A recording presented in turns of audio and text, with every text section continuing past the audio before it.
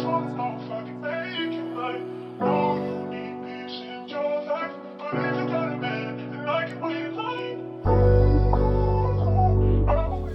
to another episode of A Price and Perspective. I'm your host, Makai Price, and here we explore what we sacrifice, the price of our goals, and how a shift in perspective can change everyday life.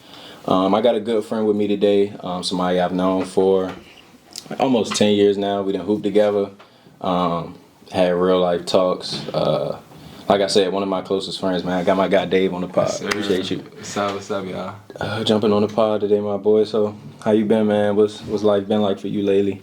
What you been on? Really just trying to stay focused on bettering my relationship with God, for real. That's real.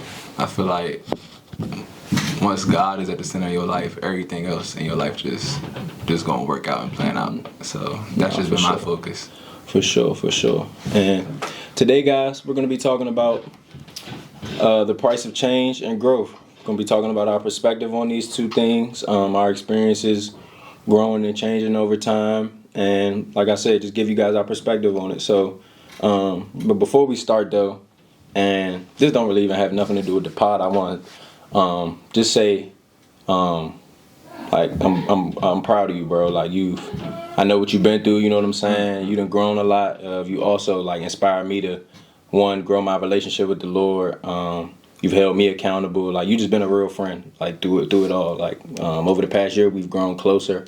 You know, like with our relationships in the Lord, we hold each other accountable. We have real talks. So I appreciate you for sure, man. Appreciate that. Yes, sir. Already. But like I said, we're going to be talking about the price of change and growth. So the first question I want to start with is what is a price you think you have to pay if you want to see some change in your life and if you want to grow? I'd definitely say, of course, sacrifice and discipline. For sure. If you want to attain anything in life, I think it takes a certain level of sacrifice, a certain level of putting things away, like old habits. For sure. To get to a certain point. No, for sure. For me, I feel like the price of change and growth, I feel like it's discomfort. Like, you have to be comfortable with being uncomfortable, you know? Like, most of us, we do what's comfortable and we do what's easy just because it feels right, but everything that feels right isn't always what's best for you. So I feel like discomfort that's the first thing that comes to my mind. Like, and my pops used to say that to me, like, you got to be comfortable with being uncomfortable. That's really how he was basically basing it off hoops, but that's how you going to get better, stuff like that. But just allowing that to trickle over there into real life, that's something I'll probably say I tie into change and growth over time. But the next question I got for you is, how has your walk with the Lord helped you in your discomfort? That's a good question. How has my walk with the Lord helped me in my discomfort? Yeah. That's a real question. I say, like I was saying at the beginning, I feel like everything in life that you do should center around God. Like whether that's your finances, whether that's your purpose, whether that's your relationships, your family, everything that stems from God. So if you're not grounded in God, then everything else in your life will be like discombobulated. For sure. So I feel like that's the standard that I hold for myself. Just making sure that I'm in my word every day, making sure that I'm praying, just things like that. You know what I'm saying? Just spending time with the Lord. No, for sure. And what do you think? This could be either lately or like before you came to the Lord and grown your relationship with Him. What is an area in your life where you had discomfort? Something that you kind of like went away from because you're like, I'm just not trying to think about that right now. I'm not really trying to deal with that right now. Like a lot. I ain't gonna lie. One something I can think of right now that I didn't want to think about. All right, we just gonna get real at the beginning. Right. It's probably the death of my father. For sure. That's probably something I didn't want to face. But going through that made me realize that like it's another level that God wants to take me to, and I feel like that's with anything, with like any traumatic situation that happens in life. Like it's something good coming behind it, but it's just waiting on that and just enduring the test and enduring the trials that God is putting you through. No, for sure. To really see the other side. So I probably say that the death of my father probably definitely was very discomfortable. For sure. I feel like for me, how my walk has helped me in my discomfort, I would say one is just helped me understand what makes me most uncomfortable. Like God revealing that to me. I feel like I've always kind of known it because I've always been uncomfortable. Like, my thing is just thinking about the future, like trying to figure out where my life is going.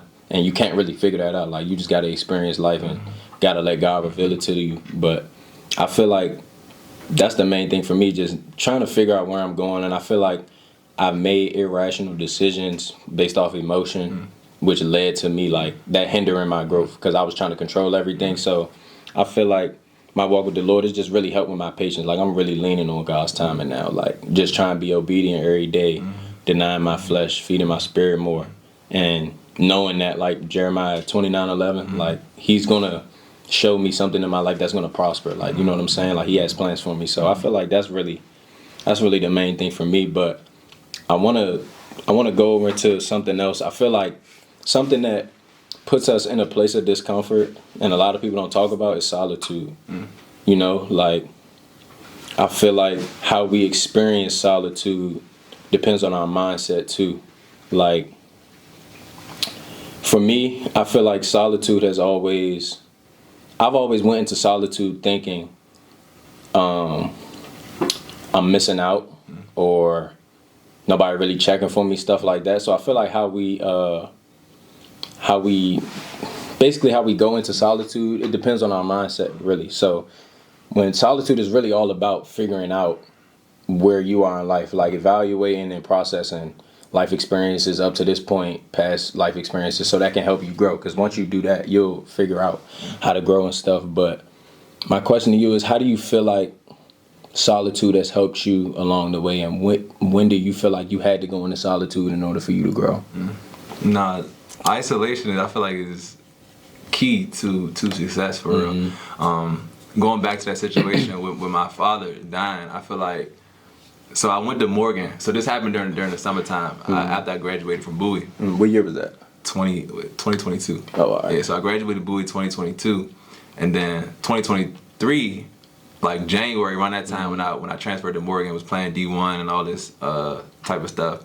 I actually took a month off. A lot of people don't know this. I took a month off. I didn't know that. Yeah, during the season. Yeah, like just stopped playing. For real. Told the coaches, like, yeah, I was just like, nah, I got. Just like, I'm not on that right now. Yeah, I had to step away, bro. Mental health was like I was going through it. For sure. So I feel like just going through that period of just being alone, being separated from things that I love. So like basketball, and of course, like, you at a D1 school, so the coach is looking at you crazy, like, exactly, like, what you mean? Hey, like, what you mean you taking a month off? But like, what's going on? Like, and you was on a full ride, like, you one of the guys. You know what I'm saying? Full ride scholarship, like, they paying, so they expecting you to play. For sure. They was calling me after a month, like months, like after that, like, you coming back? You coming back? What's going on? But in that period of just being isolated and just through that period of solitude is when I really found myself. I really devoted myself to the Lord. I was in therapy, healing from the trauma that I witnessed, and I feel like that's when I really found my purpose in that place of darkness, in that place of like solitude and isolation. Like, my life like really changed. You feel like that's where God revealed to you where your purpose was when you took that time away? Man, God revealed to me a bunch of visions, things that I can't even speak on. Like, of course, you know, I'm writing a book right now, so I can say that for the people. So, facts. Writing a book, just like being an author, just speaking, like, different. You teaching other people, you're a professor, you know what I'm saying? Like, being a professor, so just different passions that he revealed to me in that time. For sure. I feel like that's what solitude is all about. It's about meditating and allowing God to speak to your heart, like showing you which way you need to go, showing you where you need to change, stuff like that. And I feel like the best way to hear God's voice is with limited distractions. You know, like in Matthew 6:6 it says, but when you go pray, go by yourself, shut the door behind you, and pray to your Father in private. Then your Father who sees everything will reward you.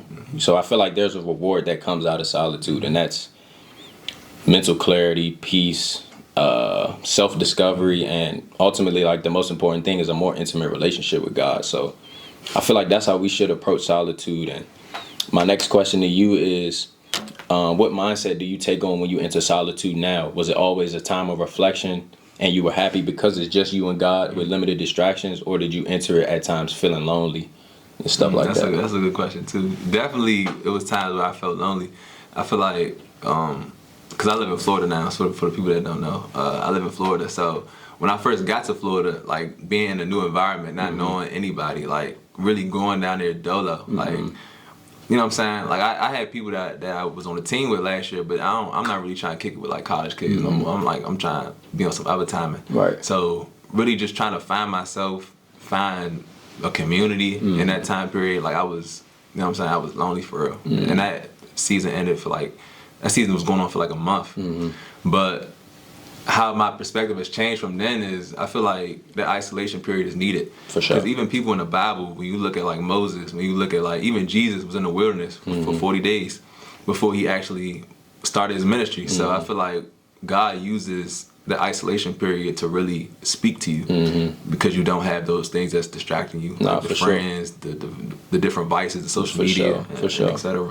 That's something that I've really been like noticing lately is how much in life is a distraction. You feel me? Like friendships, your phone, and that's one thing for me is just being on my phone too much. Like I feel like also just activities, like it's just different stuff you can get into that can veer you off that path of finding your passion, working in your passion, stuff like that. But I feel like my mindset has changed over time for solitude is I see it different now. Like you just said, I understand now like that's needed to be able to, one, hear God's voice more clearly, and two, understand what your purpose is, or understand where you need to change, where you've been doing good, stuff like that. So I feel like that's how my mindset has shifted on solitude. And what do you think, how do you think solitude has helped you over time? Like Being able to hear God's voice. Yeah, for sure. I feel like when you're around a bunch of people or just in certain environments, it's kind of impossible to hear God. I was gonna get into that for sure. Yeah, it's impossible to hear from God when you just don't take that space to yourself, especially being on social media. We just filled with a bunch of different content from just different people that, Right. you know what I'm saying? Social media, anybody can get on social media and start talking. Like, That's a fact. It could be anybody. Like, you could be listening to anybody. And a lot of people do it with motives of like not being pure and actually giving somebody some game or some wisdom, but trying to gain some revenue off of it, stuff like that. So it's definitely, I feel like the social media is heavy. There'd be a lot of unhealed people speaking on social media. Like people that is not godly wisdom, it's just human wisdom trying to For sure. give advice, but nah. For sure. I feel like solitude has helped me, one, like you said, hearing God's voice more clearly, and that ultimately impacts my decision making, you know, what I need to do, which route I need to take, what I need to stop doing, you know, what I've been doing well, stuff like that. But I feel like another thing that I've been noticing has helped me in this space for sure. Like, I'm more creative when my mind is clear, but my mind is clear from me not moving so much, like me being still, stuff like that. And I feel like you can understand your thoughts and your imaginations better when you're in solitude, when you take that time away from stuff. So I feel like, and to have a clear mind, you have to have quiet. Like you have to be, you know, just away. You know what I'm saying? Like in Think and Grow Rich, that book we was talking about by Napoleon Hill, he was saying it's only through creative thoughts that you energize your hidden talents. So I feel like all of us have hidden talents, but you might not even know what your hidden talent is and might not know how to stack one good idea and another creative idea on top of each other if you can't like step away and process those thoughts. You know what I'm saying? So, but you know another thing is people be scared to be alone. Like for sure, it's uncomfortable. Like because it make you think. About. Yeah, bro, it make you think. Like in his book, he was saying, the hardest thing for a man to do is think. That's why most people don't do it. Like most people don't take that time to think because they don't like thinking. You know what I'm saying? They like to stay distracted to get away from what's the real stuff they got to deal with. So, like even meditation. Like a lot of people can't even like sit by themselves for 5 minutes like before they even start their day. Like the first thing they do is grab their phones. So like even practicing meditation before you start your day and just even in prayer, just sitting with God and just in silence. I feel like a lot of people can't do it because they just uncomfortable with themselves. But you need to be uncomfortable to grow, like we just talked. My next question to you is, what do you think are some negative takeaways from not being in solitude enough? Negative takeaways? Yeah. From wait, yeah, say that question again. What do you think are some negative takeaways from not being in solitude enough? Like, how can it hinder your growth? Like from not being in it enough? Yeah, like I'll say the first thing I think of is like you get your identity from what other people see you as, and you're dependent on validation from others. Like I feel like you have to remove yourself from like things that aren't good for you. That can be environments or people, but you might not know that something that isn't good for you if you don't take that time away from it and reflect on it. You know what I'm saying? So you might start to see yourself as that environment or as that person sees you, because whatever you hear and you keep taking in, you're gonna start thinking those thoughts, and that could be of yourself. You know what I'm saying? And the second thing I feel like going back to the last question is just it limits your creativity. You know what I'm saying? Like going back to Think and Grow Rich, you said your ideas become more clear when reflected upon. You can't reflect when you're constantly on the go, stuff like that. So I feel like those are the main two things that come to my mind. Yeah, and that's real, because even like you just said, you gotta watch what you intaking, because like the Bible say, guard your heart above all else, for it determines the course of your life. So like what you listen to, what you watch, the people you talk to, like all these different things Like it really matter. Affect how you live. That's a like fact. like genuinely. We gonna get into like the engagement and all that, but Nah, for sure. Yeah, but, For sure. I had seen somebody post something, and I just wrote it on my board that like I read a lot. It said, "Creation over consumption, education over entertainment, and legacy over lifestyle." So I'm trying to stay in that mode of creation over consumption, like really turning my phone off, like putting that joint aside, thinking stuff like that, educating myself on stuff before I'm like watching endless pods, and like I try to get into a space now where I can only watch 2 pods a day, maybe, and them, you know how them joints be like an hour long, stuff like that. So the entertaining joints, like I'll watch one at work, and then like throughout my day, like when I get home from class or from work, stuff like that, I make sure I get in my journal, make sure I get my readings in the Word, stuff like that, before I might want to end my night with some more entertainment. But I'm just trying to die to my flesh more, feed my spirit, you know what I'm saying? So, no, for sure. Yeah. For sure. But I want to pivot over to talking about change, you know? Like, obviously you've been through some major changes in your life and stuff, and I feel like for me, realizing I needed change in my life, unlearning things is one of the most difficult things to do, because our way of thinking and our habits are ingrained in us. You feel me? So what are some things that you had to unlearn over time? Some things that I had to unlearn over time, I ain't gonna lie, a lot. I'll probably say one thing is not seeking revenge.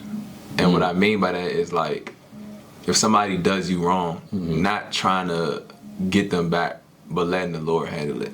For So sure. like loving people that hurt you. And I feel like that's one of the hardest things to do, is love somebody even when they disrespecting you. Like I feel like that's not one of the hardest things. So I feel like that's kind of one thing that I've been trying to unlearn, like trying to respond to every situation. No, for sure. Just like being quiet and just, you know what I'm saying, letting the Lord handle it. Like everything don't need a response. No, for sure. For me, I feel like something I had to unlearn was, I would say, just the habit of comparing myself, you know, because I feel like one that takes away gratitude, and I feel like you can't steward well what you have when you're focusing on what you don't have. Comparing to like social media, you saying? Just what other people have, thinking about what I don't have, comparing it to what, you know, somebody else might have. I feel like that's something that's really key for me, because like I said, it takes away gratitude, and you can't really focus on what you have and how you can double what you have or steward better what you have when you're always thinking about what you don't have. So I feel like that's the main thing. Nah, that's real, because even this generation is like the first generation to ever like have a comparison problem like ever before. Because we have social media, we see other people's lives every single day. Like, and we see a fake version of it, and we think that that's their everyday life. When I ain't gonna lie, I only show y'all what I want y'all to see. Like, that's all of us, bro. I ain't gonna lie. Like, everybody had them days. Everybody going. You could tell when somebody going through something on IG, bro. I ain't gonna lie. When people take their stuff off their page, what you mean? Oh yeah, nah, people goes delete their gram, stuff like that. Like, somebody going through some real life stuff, but all of us only show people what we want them to see. Like, that's what I really be wanting people to know. Like, bro, my walk and stuff, bro, it ain't easy. Not for real. I'm telling you, bro, it's more hard days than it is like days I'm up and I'm glad and I'm happy and like I'm smiling all the time, stuff like that. So for sure. But getting back on topic, I feel like another thing I had to unlearn was the fear of failure, because I feel like when you're scared to fail, you usually take the safe route, and the safe route usually isn't the best route for you, because you're not exercising faith when you take the safe route. And I just had to understand that me putting myself out there, willing to fail, is an inspiration in itself. Like that opens somebody else up to be comfortable in doing what they want for real without caring about what somebody else think, without caring about family think, like just really anything for real. So I'm not really scared to fail no more. And my definition of failure has changed over time. I feel like failure is, like the Houston coach said after they had won the game, you only fail when you stop trying. You know what I'm saying? Like just because you missed the mark or you fall short. Yeah, fall short of what you think you was trying to get to, that's not failing. That's actually you just learning. You feel what I'm saying? So failure is quitting. Yeah, for sure. Quitting. So those are the two things I would say I had to unlearn over time. Nah, that's real. For sure. But staying on the topic of change, I want to read this verse before I ask you the question. Romans 12:2, right? And he says, "But let God transform you into a new person by changing the way you think. Then you will learn God's will for you," right?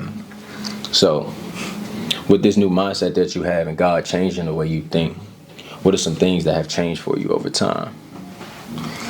What are some things that I feel like my self-control, my discipline has changed over time.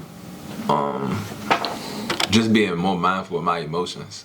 For sure. I feel like even like when you in a relationship and like when you on the path to getting married, like marriage brings out certain things of you that you didn't even realize you had. For real. So yeah, like sure. You noticed a lot with 100%. Noticed a lot with myself and my partner. Like you see certain things that you didn't know before. So even going on this journey, like about to get married, I feel like there's certain things that I just am being revealed about myself that for sure. Like, yeah, for sure. I would say something that has changed for me over time is one, just watching what I say. Like Matthew 15:11 says, "What defiles a man comes from the mouth." So just really taking account of everything I'm saying,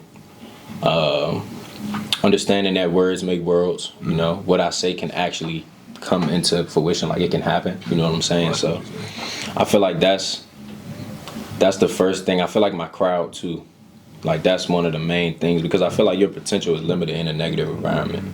No, definitely to watch your mouth, John, because I ain't gonna lie. Watch your mouth, John. Nah, for real, because I don't even curse no more. Like I've been trying. I had to stop cursing. I've been trying to cut back. I don't even curse no more. Like no, for sure. I don't curse, bro. I used to curse, bro. I'm talking about. Yeah, nah, for sure, for sure. But yeah, man, definitely watch what I'm saying. I feel like my crowd, like I said, like your potential is limited in negative environments. So like removing myself from people who view change or view this journey that I'm on as a bad thing or, you know, something like that. And I feel like insecure people think whenever you start to change or like say you come to Christ and your ways start to change, insecure people think that you think you're better than them. When really I just started to understand our friendship more, understand that our friendship hinders my growth more than it facilitates it. So it's crazy. A lot of people be telling me that they feel people that's insecure around them when they try to be better. But I ain't gonna lie, I don't feel that. Like maybe I just ignore it. I don't know what it is, but I don't be feeling that. Maybe I just remove myself from the situation. Yeah. I just don't be peeping people like being insecure. Like I don't know. I feel like I don't. So you never really been around somebody. Well, I feel like, cause this happened to me. Like I'm talking to one of my friends on the phone, and he's seeing the journey that I've been on and stuff, seeing my content and all of that. And I had told him like something that I'm trying to change, and I'm like, bro, I'm trying to stop cussing. Like I'm trying to really watch what I say. He started laughing though, but like I ain't really take it to heart or nothing because like you only get it if you get it. You feel what I'm saying? So I give people grace when they don't really understand the journey that I'm on. And some stuff is not meant for people to understand. You know what I'm saying? But I just feel like whatever you take in, bro, is like when you allow things to come into your ears and like when you receive stuff of people like doubting you or laughing at your change, stuff like that, that can open you up to, you know what I'm saying? Like second guessing yourself or be like, dang, am I lame? You know what I'm saying? Stuff like that. Nah, so I feel that. Some people deal with that. Because even in the situation, you just made me think of something. I just had a situation the other day Cause I crossed Cap at Bowie, so I was on the phone with one of the people I crossed with, and I told him like, yeah, I'm denouncing, like I'm not on no Kappa stuff. You're not gonna see me in no cookouts. You're not gonna see me in no group chats. Like I left all group chats, all that. But they was like, oh, how you denouncing? Why would you denounce? Good. Oh, all right. But they was like, yeah, why you denouncing all this type of stuff? I'm just not on that, bro. Like it's not godly. Like fraternity, sororities, it's not godly, bro. For sure. Like it's not. And nobody can tell me different. Hey, I ain't gonna lie. I didn't think you was gonna go there, but that's a conversation, bro. I'm not gonna lie. Like a lot of people can not go ready. there. I don't care whoever more challenge. I don't really know too much about them, stuff like that. But the stories I hear and stuff is like, is it kind of like idol worshiping kind of? For sure. Like even you're worshiping that identity more than definitely idol worship. I'm not gonna go into detail. I'm not trying to expose nobody. Yeah. But even like the songs that the fraternity and stuff and sororities be singing, like the praise songs, it'd be like I praise the Kappa Alpha Psi, I praise the Delta. Yeah, it's like I praise. It's like be saying I praise this person or this organization, and the only person we supposed to be praising is Jesus Christ. Right? Yeah. Nah, So like, that stuff be idol, bro. I don't be on it. For sure. And the last thing I wanted to touch on, like something that has changed for me over time, is just my mindset. Yeah. Like having a mindset of commitment. And what I mean by that is, like I heard, shout out to my guy Leak, he got his own podcast called Growing in Faith, but he had his pops on there and he was saying, commitment is doing what you set out to do long after the mood you set it in has left you. You feel me? So not really banking off of motivation. Like you're not always gonna feel motivated, but if you committed, you're gonna do it even when you don't feel like doing it, stuff like that. So just having that mindset of commitment. And then you brought this one to me that, like, we was on the phone a couple days ago. You was like, lately I just been in a mood of I get to versus I have to. Oh yeah, you feel me? Being grateful. I heard that in church. Just being grateful. Like when I heard that, I'm like, dang, it's a lot of stuff that I really get to go through. Like even pain too, and like hardships. Like I get to experience this hardship. Not like I have to go through it because I'm gonna learn something on the you know what I'm saying? On the opposite side of it. So I would feel like just my mindset has definitely changed over time for sure. And having a process-based mindset instead of a goal-based mindset. Like not really worrying about the goal of where I'm trying to get to, but trying to be 1% better every day and where I'm at right now. That's a hard thing. I'm gonna be honest. Not trying to focus on the goal, but I feel like you said, that's something that's gonna help you along the way. Because if you focus too much on the goal, you're gonna quit. For sure. But if you focus on enjoying the process of getting to the goal, then you're gonna really enjoy it. No, for sure. That's a hard thing to accomplish, though. For sure. And it's very hard. Speaking facts, but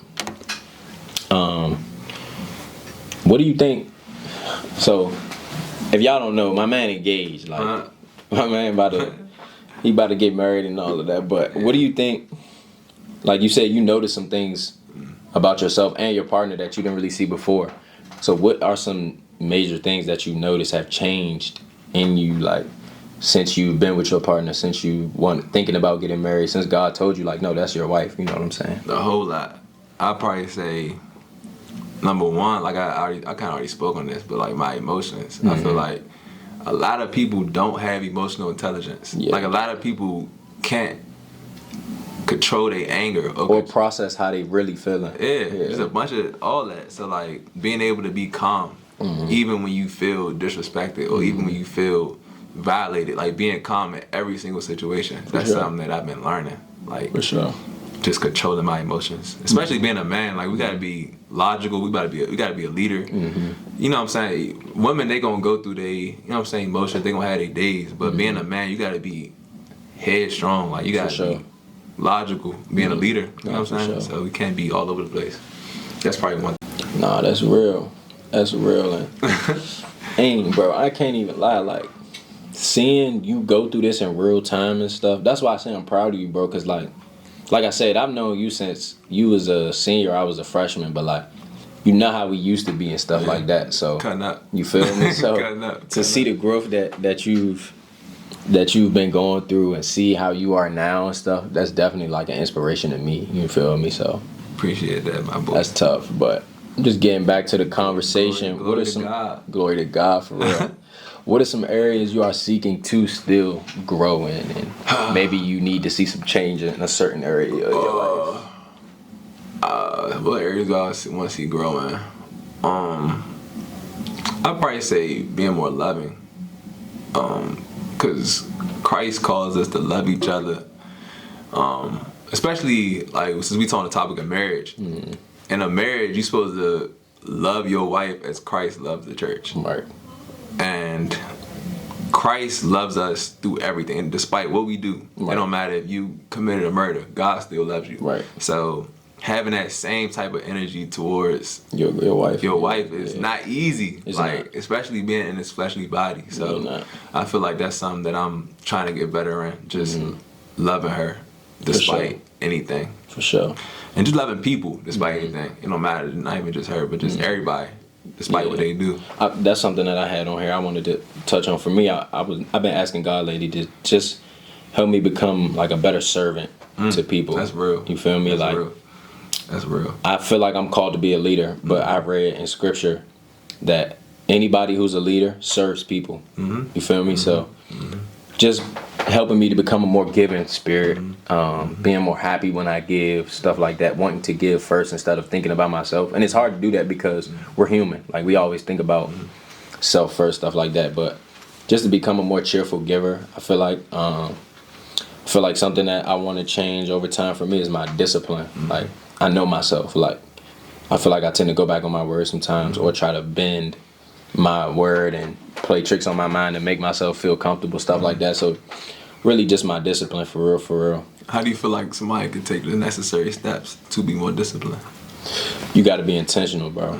You got to be intentional in every aspect, like literally everything. Like, for me, something I've been intentional on lately is my mornings. Like, that's a fact. I wake up, like, I gotta be to work super early. Like, I gotta be there at 5:30. So no, that 5 is crazy. Yeah, so I be putting in pain, but usually if I don't have to, I wrote it on my board too. So that's the first thing I see. Like, wake up and read or just pray before I touch my phone. Like, I've been lately slacking on it and stuff, but that's something that I've been trying to get better at. Like, and I feel more at peace when I don't pick up my phone in the morning, stuff like that. Cause ain't nobody really checking for me. I'm just trying. Look at the scores from last night, stuff like that. So I feel like you just got to be intentional on every aspect. I feel like something for me, like I said, creation over consumption. Like, not consuming so much content. Like, I'm trying to cut down my screen time. So that's the main thing, is just being intentional. Yeah. Another thing, we already talked about this before on a call before, but like on a Bible study or just on the phone? Nah, on the phone. Oh, all right. But like having a routine. Yeah. Like writing down what you doing the day before. So don't just waking up and just going about your day. But I haven't got to that yet, but you gotta try it, bro. Yeah. Being intentional. Yeah. And like, you know what I'm saying? Because your success is based on your habits. So what you do every single day is going to determine if you're going to fail or succeed. Sure. So for sure. You gotta write it down. I'll write down, like, I'll get a sticky note and I'll put it on my computer. So when I open my computer the next day, like, what I need to do.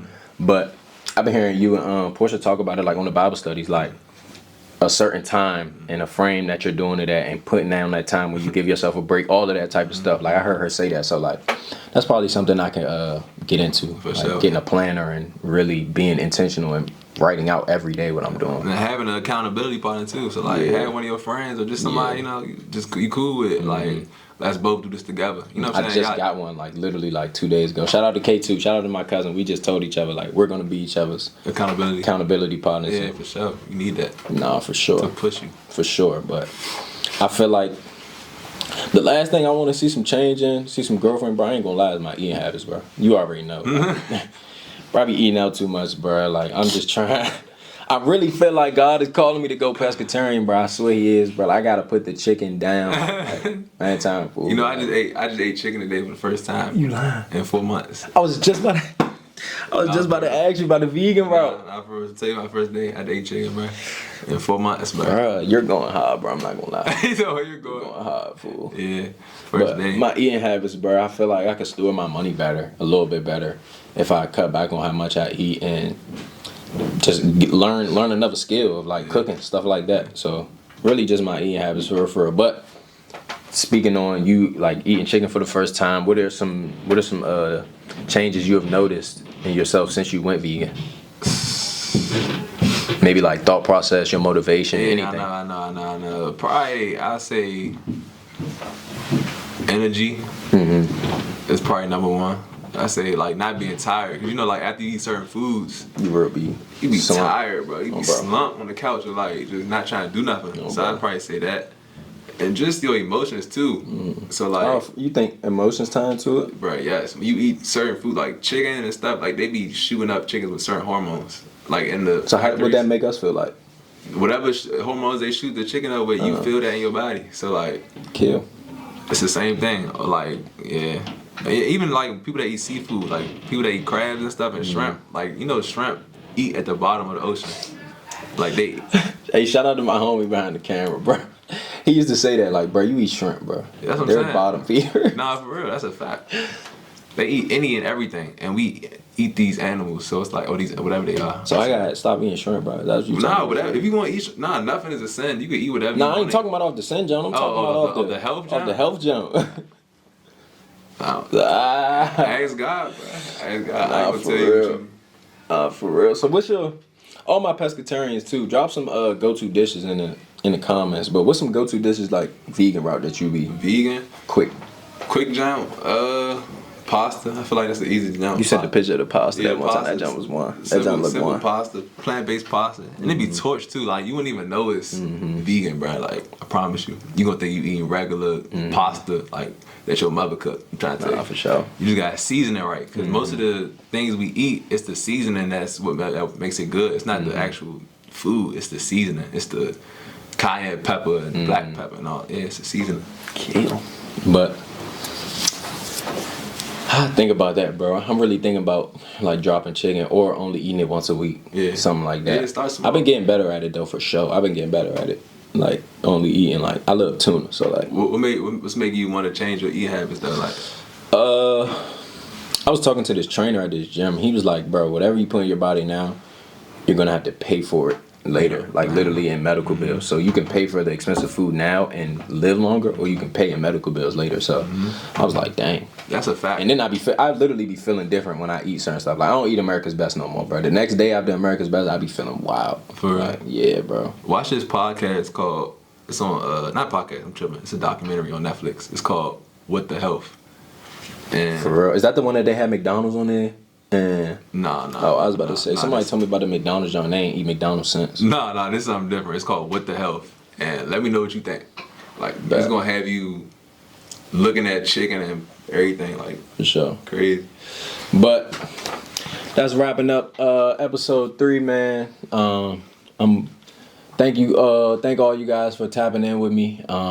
Episode 4 is gonna be a good one. We got a new scene for that one. Make sure y'all tap into that one. But appreciate you for jumping on the pod.